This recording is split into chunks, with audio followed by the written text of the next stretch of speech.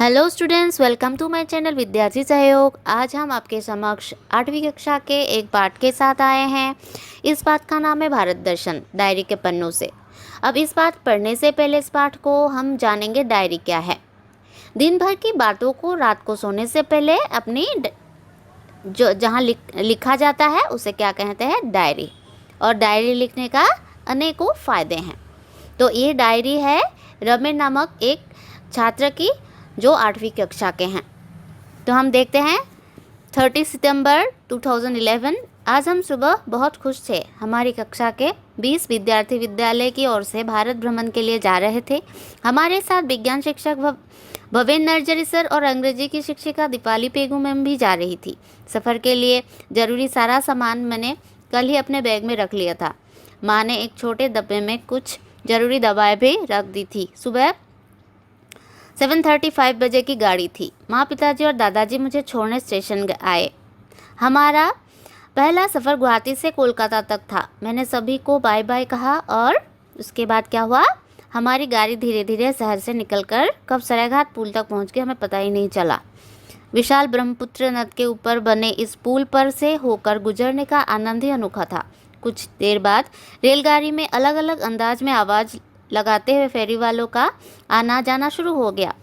गरम गरम चटपटे चने खा लो, बादाम ले लो बादाम, सस्ता मीठा फल ले लो जैसी आवाज़ों ने भारतीय रेल के सफ़र के आनंद की शुरुआती दस्तक दे दी। हंसी और आनंद के माहौल में समय गुजरने का पता ही नहीं चला।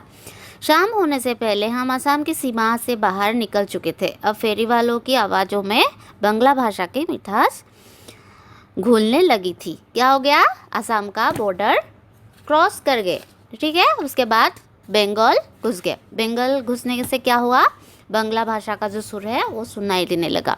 1 अक्टूबर 2011 सुबह के शोरगुल से हमारी आंखें खुली। हम हावड़ा स्टेशन पहुंच चुके थे। हावड़ा स्टेशन कहाँ है, कोलकाता में है, ठीक है। हम सभी ने अपना अपना सामान उठाया और एक एक कर उतरने लगे। हम में से कोई लोगों ने पहली बार इतना बड़ा शहर देखा था। कई बार तो हमें सड़क पार करने से में भी कठिनाई हुई। दिन भर में हमने राष्ट्रीय अजायब घर, बिरला तारामंडल, हावड़ा पुल, विक्टोरिया मेमोरियल हॉल, विद्यासागर सेतु आदि देखे। शहर के बीचों बीच पटरियों पर चलने वाले ट्रम को देखने का अनुभव भी मेरे लिए बिल्कुल नया था। ये ट्रम बहुत पुराना है। जब अंग्रेज ने हमारे देश को शासन किया था तभी का है ये ट्रम। अभी खाली कोलकाता में पाए जाते हैं। भूमिगत रेल से सफ़र ने तो मुझे और भी रोमांचित कर दिया। मतलब भूमिगत रेल मतलब क्या है, मेट्रो ट्रेन। नर्जरी सर ने हमें बताया कि कोलकाता की मेट्रो रेल भारतीय रेल द्वारा संचालित देश में सबसे पुरानी यातायात प्रणाली है। महलों के इस शहर को सिटी ऑफ जॉय के नाम से भी जाना जाता है, ठीक है। कोलकाता शहर घूमने की हमारी इच्छा अधूरी ही रह गई क्योंकि आज रात की ही गाड़ी से हमें पुरी के लिए रवाना होना था। हमने रात के लगभग 11 बजे हावड़ा पुरी एक्सप्रेस से अगली यात्रा शुरू की। कहाँ जाना था, पुरी। हावड़ा के शोरगुल से निकलकर गाड़ी अब अपने गंतव्य की ओर बढ़ रही थी। 2 अक्टूबर 2011 में देखिए, सुबह लगभग 8 बजे हम पुरी स्टेशन पर उतरे। पुरी केवल धार्मिक नगरी के रूप में ही नहीं बल्कि सागर तट के कारण भी पूर्व क्षेत्र के प्रमुख पर्यटन स्थल के रूप में प्रसिद्ध हैं। धार्मिक मान्यता के अनुसार प्रसिद्ध 4 धामों में से जगन्नाथपुरी एक है। भगवान जगन्नाथ के दर्शन के बाद हम समुद्र तट पर पहुंचे। अपार नीले समुद्र में उफनती लहरों को देखना सचमुच बहुत ही रोमांचक अनुभव था। सागर आप लोगों को भी पसंद आएगा अगर आप लोग कभी गए हो तो। मुझे तो बहुत ज़्यादा पसंद है सागर में जाना, नहाना। तो अब देखिए नेक्स्ट, वहाँ से हम चिल्का झील देखने के लिए रवाना हुए। चिल्का झील एशिया की सबसे बड़ी खारे पानी का झील है। हमने झील में नौकायन का आनंद भी उठाया और स्वच्छंद रूप से तैरते हुए डॉल्फिनों को भी देखा, ठीक है। 3 अक्टूबर 2011 आज हमने कोणार्क का सूर्य मंदिर देखा। इसे करीब से देखने के बाद लगा कि भारत का इतिहास वास्तव में कितना गौरवशाली रहा है। सूर्य के रथ के आकार में बना यह भव्य भवन हमारी संस्कृति की अमूल्य धरोहर है। कोणार्क के बाद हमने कलिंग का रण क्षेत्र भी देखा जहां सम्राट अशोक ने कलिंग राज्य पर विजय प्राप्त करने के लिए युद्ध किया था, ठीक है। कोणार्क के बाद क्या देखा, कलिंग रण क्षेत्र देखा। कलिंग का जो है सम्राट कौन था? अशोक था। ठीक है। उसके बाद देखिए, उसके बाद हमने उदयगिरी और खंडगिरी की विश्व प्रसिद्ध जैन गुफाएं भी देखी। दोपहर 3 बजे हम भुवनेश्वर रेलवे स्टेशन पहुंच चुके थे। हमें कोणार्क एक्सप्रेस से मुंबई के लिए रवाना होना था। अक्टूबर के महीने में भी यहाँ बहुत गर्मी थी। भुवनेश्वर से बाहर निकलने के बाद जब हमारी गाड़ी हरे भरे खेतों और खुले समतल मैदानों से होकर गुजरने लगी तो बाहर की स्वच्छ हवा ने हमें काफ़ी राहत दी। कुछ ही देर बाद फल, ककड़ी और दही आदि लेकर फेरी वाले आने लगे।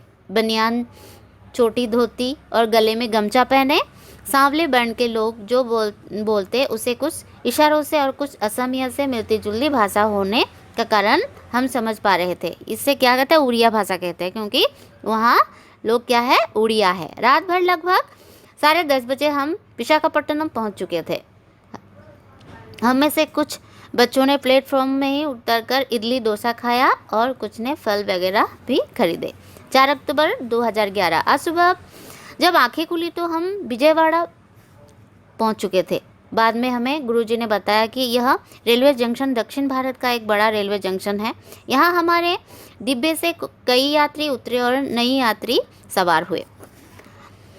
वे आपस में तेलुगु भाषा बोल रहे थे। वहाँ से चलने के बाद हम हैदराबाद, शोलापुर होते हुए रात को लगभग 12 बजे पुणे पहुँचे। पुणे मुंबई के बाद महाराष्ट्र का दूसरा बड़ा शहर है। यह शहर शिवाजी महाराज के जीवन एवं मराठी साम्राज्य के इतिहास का एक महत्वपूर्ण अंग भी है। मायानगरी मुंबई के करीब पहुंचने के रोमांच के साथ मैं सोने का प्रयास करने लगा। क्या हो गया?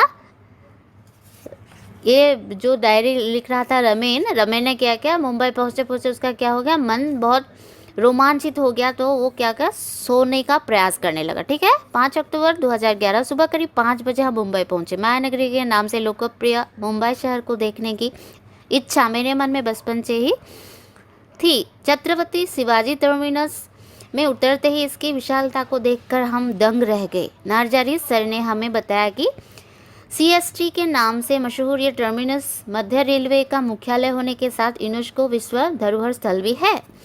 यह देश का सर्वबृहत वाणिज्यिक केंद्र होने के साथ साथ विश्व के सर्वोच्च 10 वाणिज्यिक केंद्रों में से एक है।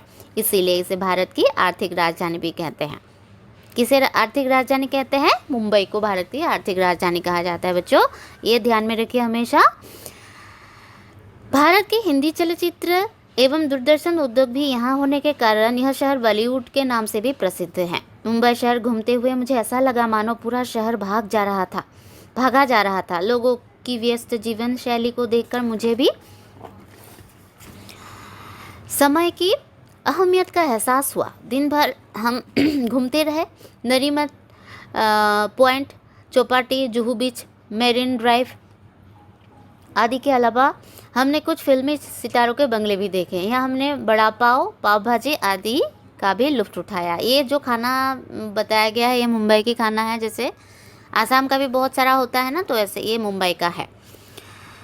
6 अक्टूबर 2011 देखिए, हमने गेटवे ऑफ इंडिया, होटल ताज और एलिफेंटा की गुफा देखी। गेटवे ऑफ इंडिया मुंबई की सबसे प्रसिद्ध ऐतिहासिक इमारत है। इसके पास ही समुद्र के किनारे अपनी विशालता को प्रदर्शित करता होटल ताज की गौरव गाथा सुनता है, जिसका निर्माण भारतीय उद्योगपति जमशेदजी टाटा ने 1903 में कराया था। मुंबई में 26 नवंबर 2008 की रात को हुए आतंकवादी हमले में इस होटल की काफ़ी नुकसान पहुंचा और यहाँ कई लोग शहीद हो गए। हमने होटल के बाहर उन शहीदों की याद में मोमबत्तियाँ जलाकर उन्हें श्रद्धांजलि दी। उसके बाद हम एलिफेंटा की गुफाएं देखने गए। ये गुफाएं समुद्र के बीच में स्थित एक छोटे से द्वीप में है। एलिफेंटा की गुफाओं में चट्टानों को काटकर बड़े ही कलात्मक ढंग से बड़ी बड़ी मूर्तियाँ बनाई गई हैं। शाम के 7:40 बजे 7:40 को हमारी गाड़ी मुंबई से दिल्ली के लिए रवाना हो गई। 7 अक्टूबर 2011 सुबह करीब 9:30 बजे हमारी गाड़ी भोपाल जंक्शन में खड़ी थी। भोपाल का नाम देखते ही मुझे भोपाल गैस ट्रेजेडी की कहानी याद आ गई। एक भोपाल गैस ट्रेजेडी बच्चों आप लोगों को पता नहीं होगा, यहाँ क्या हो गया था, गैस लीक होके जहरीली गैस से बहुत लोगों की मौत हो गई थी, इसीलिए भोपाल की गैस ट्रेजेडी कहा जाता है। हमने किताबों में पढ़ी थी। 1984 में अमेरिकी कंपनी यूनियन कार्बाइड गैस के रिसाव से लगभग 20,000 लोग मारे गए थे। सुनिए, मैंने अभी बोला भोपाल गैस कांड का कुप्रभाव आज तक वायु प्रदूषण, भूमि प्रदूषण, जल प्रदूषण तथा अन्य रूपों में जारी है। उसके बाद हम झांसी होते हुए शाम को लगभग 4 बजे ग्वालियर पहुंचे। गर्मी कुछ अधिक ही महसूस हुई। दूर दूर तक दिखाई देने वाले खेतों में ही हरियाली बहुत कम ही नजर आती थी। रात को लगभग 9:30 बजे हम नई दिल्ली पहुंचे। ठीक है, उसके बाद देखिए 8 अक्टूबर में क्या हुआ। 8 अक्टूबर में कहाँ गए? आज सुबह हम सभी दिल्ली दर्शन के लिए एक टूरिस्ट बस में बैठे। दिन भर हम बस से दिल्ली के विभिन्न दर्शनीय स्थलों में घूमते रहे, जिसमें राष्ट्रपति भवन, संसद भवन, इंडिया गेट, कुतुब मीनार, लाल किला, राजघाट, जंतर मंतर, वहाई प्रार्थना केंद्र, जामा मस्जिद, अक्षरधाम मंदिर आदि प्रमुख थे। टूरिस्ट गाइड ने हमें बताया कि भारत के राष्ट्रपति भवन दुनिया के विशालतम भवनों में से एक है। भवन परिसर में एक विशाल उद्यान भी है जो मुगल गार्डन नाम से प्रसिद्ध है। ठीक है, मुगल गार्डन जनरल जो हमारी जनता है, साधारण जनता के लिए 2-3 महीने खुले जाते हैं, तो सब वहाँ जाके क्या करते हैं, देखते हैं। इंडिया गेट के बारे में उन्होंने हमें बताया कि यह महत्वपूर्ण स्मारक प्रथम विश्व युद्ध में शहीद हुए भारतीय जवानों की याद में बनाया गया था। पुरानी दिल्ली में स्थित लाल किले से कुछ ही दूरी पर स्थित जामा मस्जिद के बारे में हमें टूरिस्ट गाइड ने बताया कि यह क्या है, मस्जिद भारत की सबसे बड़ी मस्जिद है। इस मस्जिद का निर्माण सम्राट शाहजहां ने 17वीं शताब्दी के मध्य में करवाया था। बच्चों ये याद रखिए, देखिए ये बहुत इंपॉर्टेंट है कि जामा मस्जिद का निर्माण किसने करवाया था और कब करवाया था। दिल्ली शहर में घूमते हुए हमने देखा कि भारत की राजधानी दिल्ली प्राचीन गतिशील इतिहास के साथ एक चमकदार आधुनिक शहर है। नई दिल्ली अपनी चौड़ी सड़कों और ऊंची इमारतों के साथ एक समकालीन शहर होने का अनुभव कराती है, जबकि पुरानी दिल्ली की सड़कें और तंग गलियां हमें इसकी प्राचीनता एवं ऐतिहासिक महत्व के बारे में बताती है। यहाँ ऐतिहासिक स्मारक और धार्मिक महत्व के सैकड़ों स्थान हैं। ठीक है, दिल्ली में 2 दिल्ली है, क्या है, पुरानी दिल्ली और नई दिल्ली। पुरानी दिल्ली में क्या है, इतिहास, प्राचीनता, ये सब है, और नई दिल्ली में नया दिल्ली का जो हमारा सिविलाइज हुआ है, लोगों में जो परिवर्तन आया है वो देखने को मिलते हैं। ठीक है, अब 9 अक्टूबर में देखिए, बरसों से मेरे मन में विश्व के अन्यतम आश्चर्य ताजमहल देखने की तमन्ना थी। आज हमें सफ़ेद संगमरमर से बनी एक सुंदर इमारत को करीब से छूकर देखने का मौका मिला। मुगल बादशाह शाहजहां ने अपनी पत्नी अजुरमंद बानो उर्फ मुमताज़ महल की याद में बनवाया था। ये बहुत इंपॉर्टेंट है बच्चों, उन्हीं के नाम पर यह महल का नाम ताजमहल पड़ा। ये एकदम इम्पोर्टेंट है कि ताजमहल किसने बनवाया था, किसके याद में बनाया था और नाम क्यों पड़ा। ठीक है, 1983 में ताजमहल को यूनेस्को विश्व धरोहर स्थल घोषित किया गया। ताजमहल मुगल वास्तुकता का उत्कृष्ट नमूना है। ठीक है, यहाँ हम सभी ने खूब फोटो खींचे। ताजमहल से लगभग 2 किलोमीटर की दूरी पर स्थित आगरा का किला भी हमने देखा। यह भारत का सबसे महत्वपूर्ण किला है। हमने आगरे के मशहूर पेठा का स्वाद भी चखा और कुछ साथियों ने घर के लिए भी खरीदा। ठीक है, आगरा का मशहूर पेठा क्या, मशहूर जो मीठा क्या है, उसे पेठा कहा जाता है। ठीक है, उसके बाद देखिए 10 अक्टूबर में क्या हुआ। दिल्ली से गुवाहाटी की गाड़ी आज रात की थी। शाम को हम कनॉट प्लेस और चांदनी चौक घूमने गए। चांदनी चौक बहुत बढ़िया जगह है और कनॉट प्लेस भी, ये बहुत चौका चौंध रहता है, रात भर खुली रहती है, बहुत अच्छा लगता है बच्चों जाने से। आप लोग भी कभी अगर घूमने जाइए तो देखिए, बहुत अच्छा लगता है।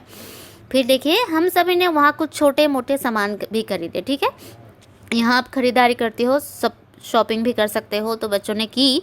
मैंने अपने छोटी बहन के लिए एक घड़ी और दादाजी के लिए खादी का कुर्ता खरीदा। यह शिक्षामूलक भ्रमण वास्तव में हमारे लिए बहुत ही मज़ेदार और शिक्षाप्रद रहा। हमें बहुत सी बातों को प्रत्यक्ष देखकर उन्हें अनुभव करने का अवसर मिला। मेरे जीवन की यह पहली लंबी यात्रा मुझे हमेशा याद रहेगी।